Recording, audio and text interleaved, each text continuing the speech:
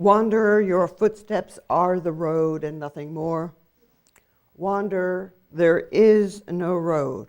The road is made by walking. This is an excerpt from a longer poem by the late 19th century, early 20th century Spanish poet Antonio Machado. Your footsteps are the road.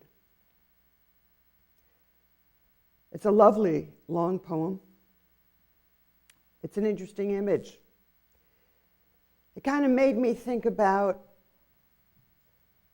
a cartoon I saw once upon a time. Wile E. Coyote. Anybody ever seen Wile E. Coyote cartoons?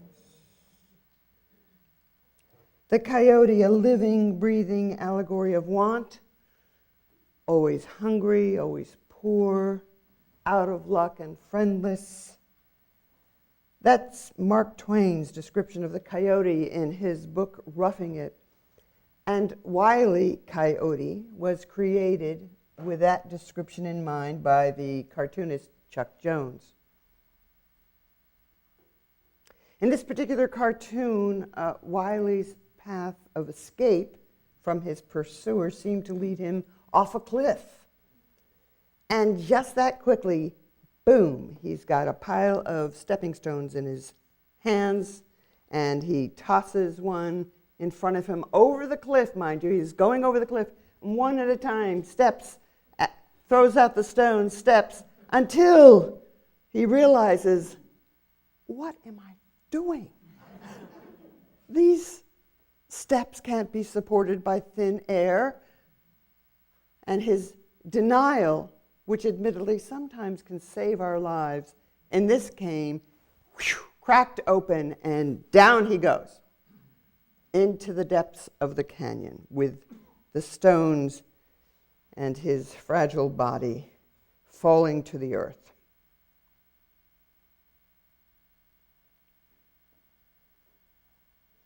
Of course, in the magic of cartoons, he shows up again. He's not dead.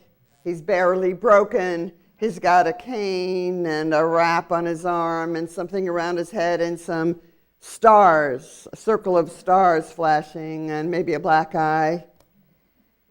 Lives to see another day in another cartoon. He made his path by throwing stones ahead of himself, hoping, perhaps believing, that they would hold him. I mean, he was running for his life. And in desperation, that's what he came up with. A bed of thin air before him. It probably wasn't a strategy he should have put much trust into.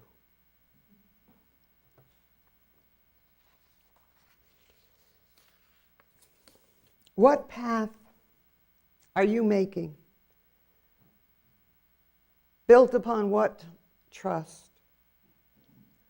And when you fall, a little or a lot, just a step or two or far down, what saves you?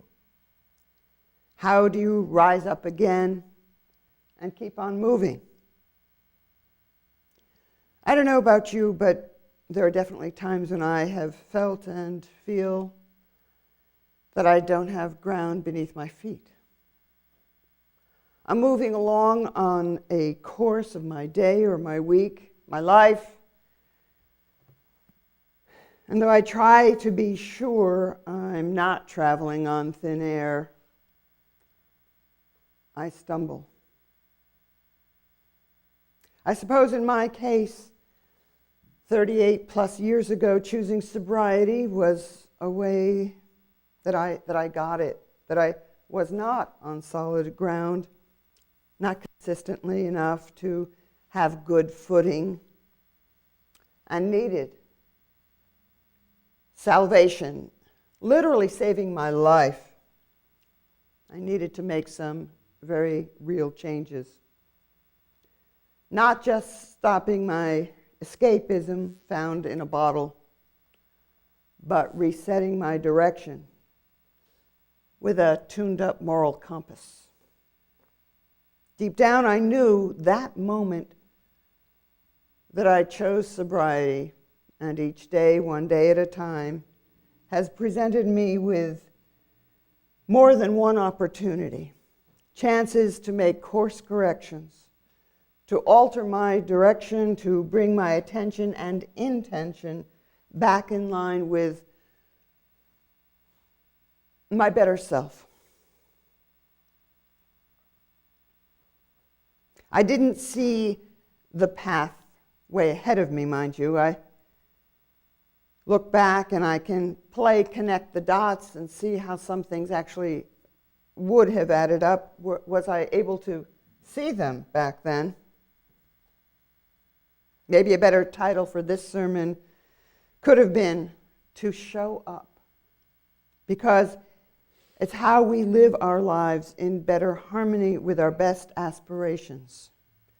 Showing up for our lives, for our next steps, literally or metaphorically. And no, it's not always easy. Sometimes it takes a leap of faith, even bravery. Sometimes a kick we give ourselves is necessary to get beyond our comfort zone, or that zone that may not indeed be comfortable, but might simply be familiar.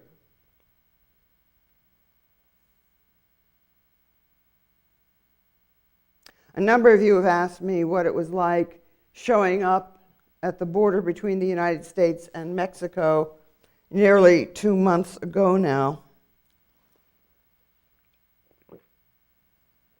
as I did in opposition to the current policies and inhumane procedures our government engages in with people who are seeking asylum from Mexico and Central America largely.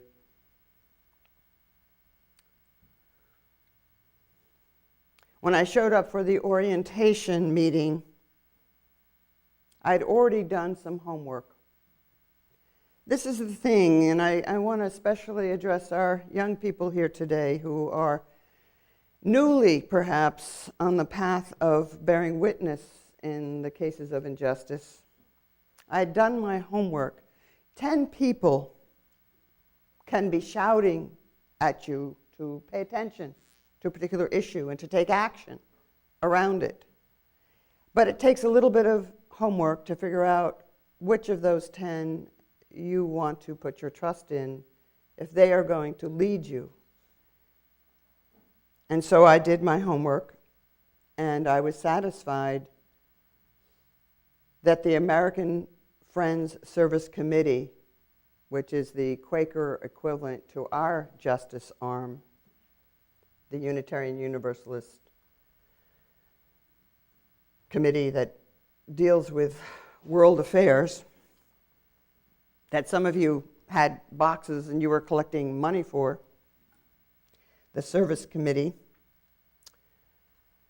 The Friends were leading this effort that I was joining, and I felt confident in their leadership. And so I went to the orientation in San Diego, and the first thing, I'm an early person. I show up early. Now, if I've come late to your meetings, I apologize, but I intend to come early. Better that than late, I say. And some of you have gotten emails from me at 4 in the morning. You notice that's because I'm really an early bird. In any event, I came to the orientation and sat down, and people were setting up. I offered to help. I moved some chairs. I moved some tables. A woman came in who was maybe had 10% of her vision. She was almost completely blind. And she was not accompanied at that point, and I decided that I would introduce myself and sit with her, and we started chatting. She was a lovely person.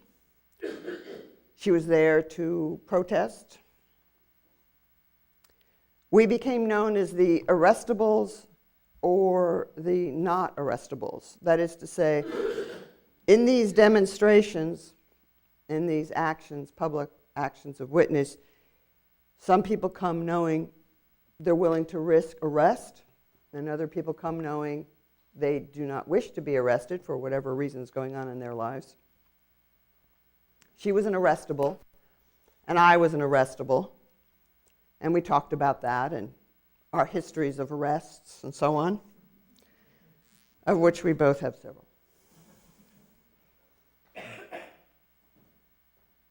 I noticed that in the orientation, I felt, while I trusted the people giving the orientation, they were kind of soft-pedaling the risks. So you know what I did. And I simply put out to people some of my experience, which is you can go and say you're not going to be arrested, but you cannot control that. Depending on the situation, you might get yanked into being arrested when you hadn't intended to, for one thing. For another thing, if you get arrested and they put on those plastic handcuffs, any of you know this story? If you have your hands in plastic handcuffs, they're like zip ties that lock. And if you wiggle, they actually can get tighter.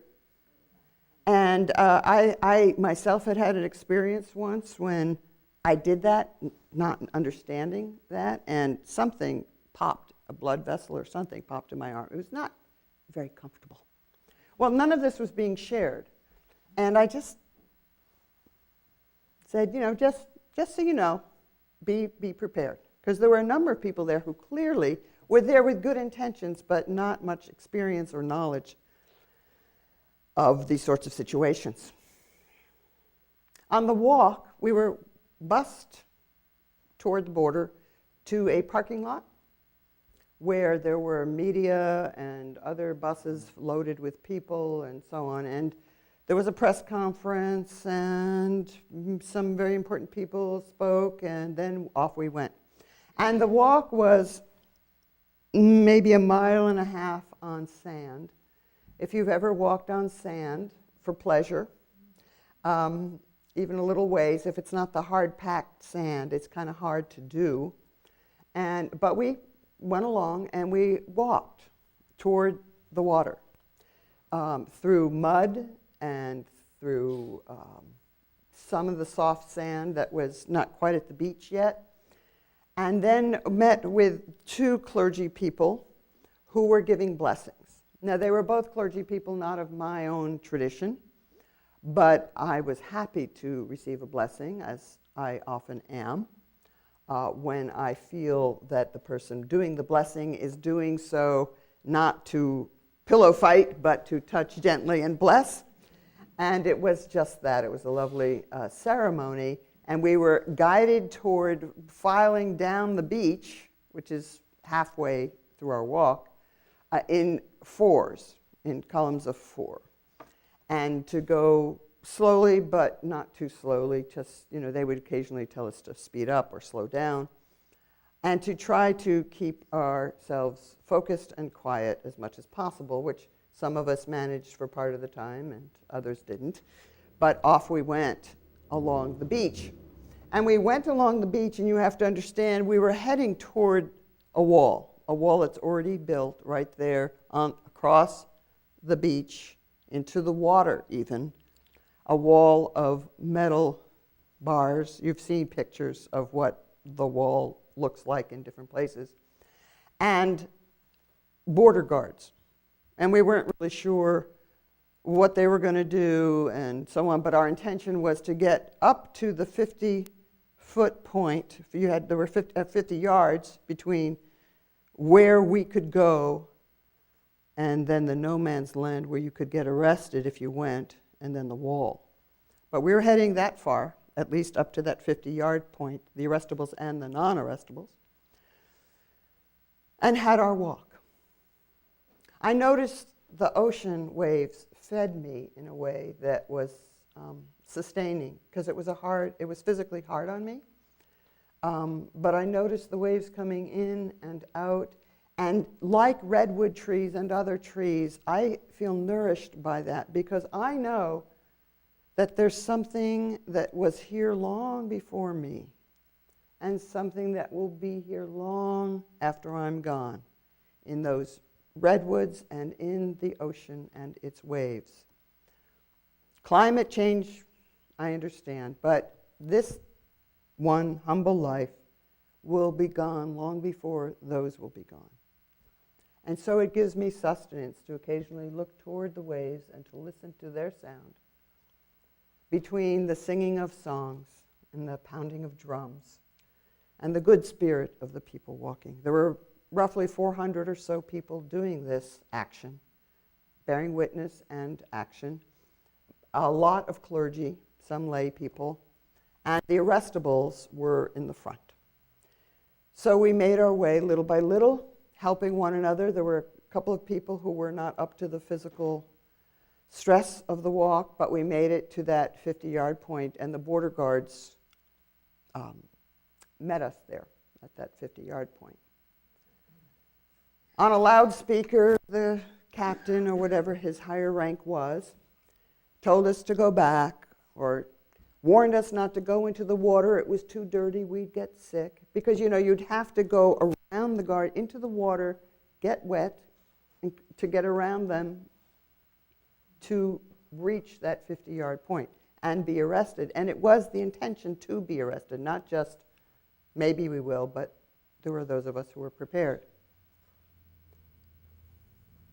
The guards, some of them stood steady. They had machine guns. They had other weaponry.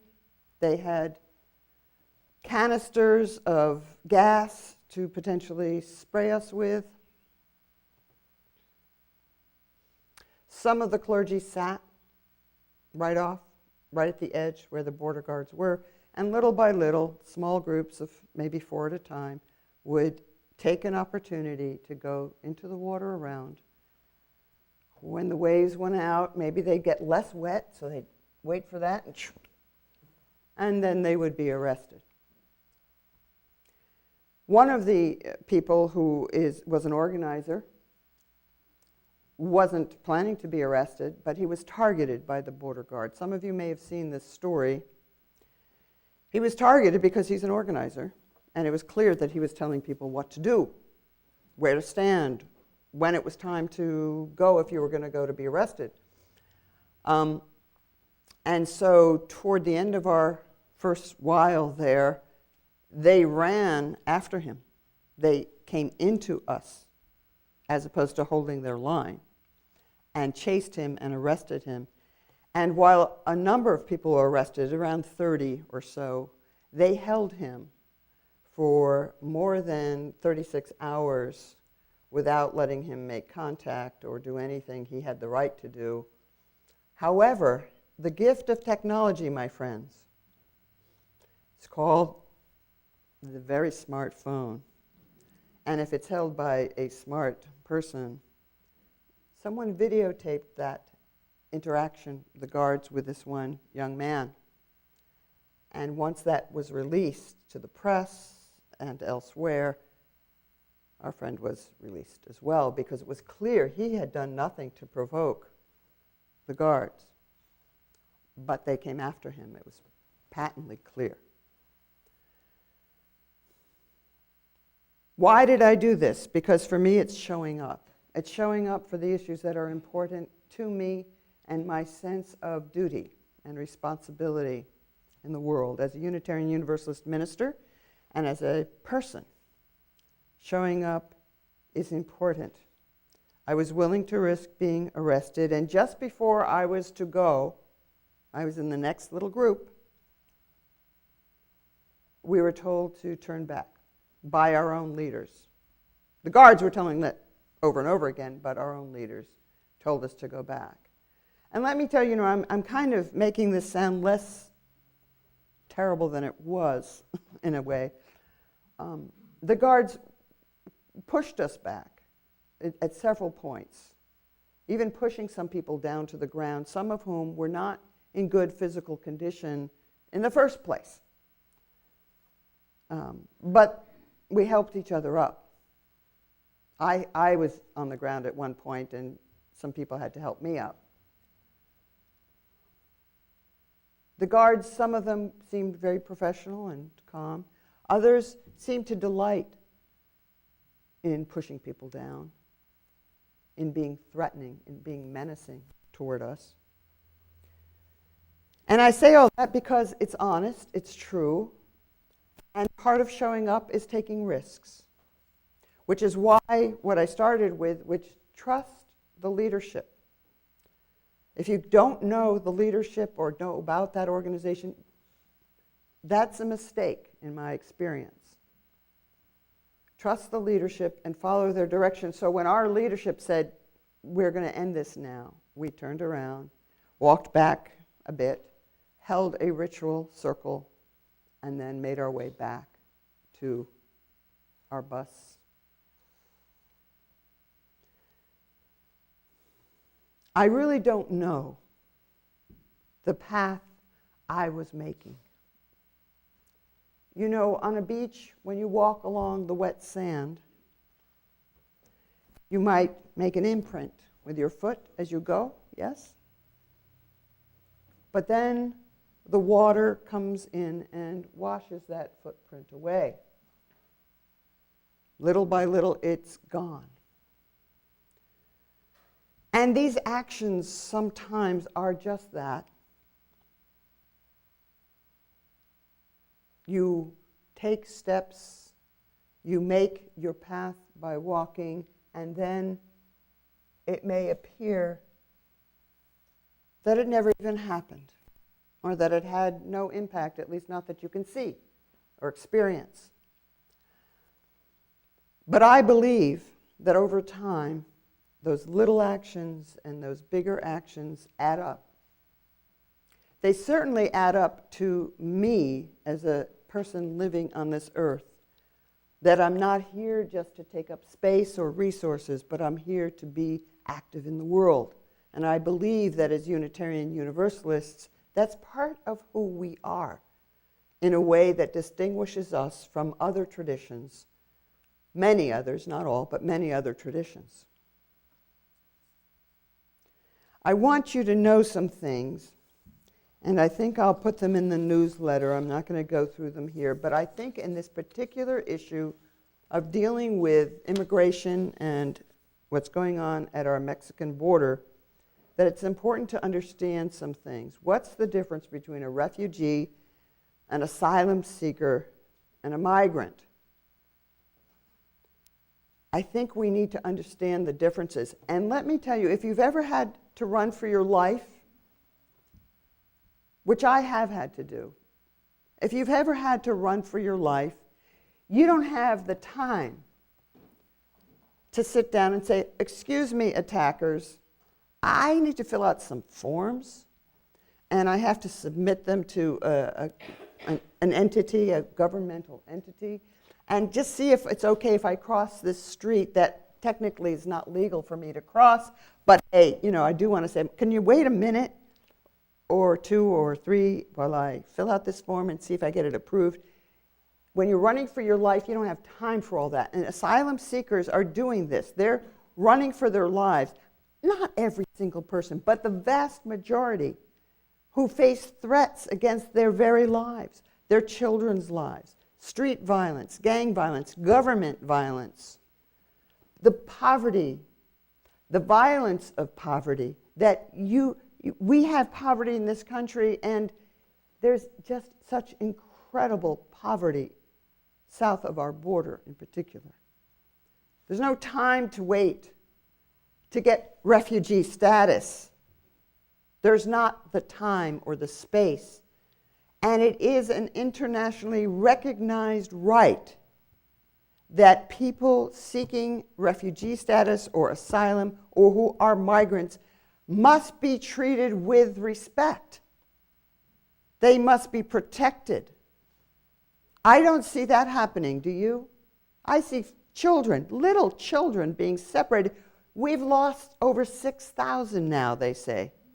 Children who were separated from their parents because their parents took them across or tried to take them across the border without the proper permission. 6,000, and I bet you that number is going to grow too, of children we don't know where they are.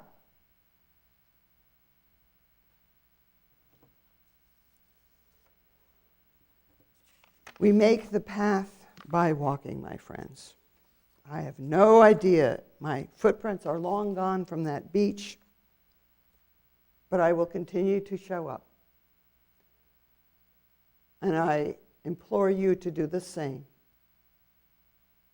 Show up for the issues that matter to you, and show up for this congregation, not just on Sunday, but for the many different ways that members of this congregation are called upon to show up. Together, we can do more than we could ever do by ourselves. Building trust is not so easy. We can do that here together. You can do that here together, and do the good you dare to dream.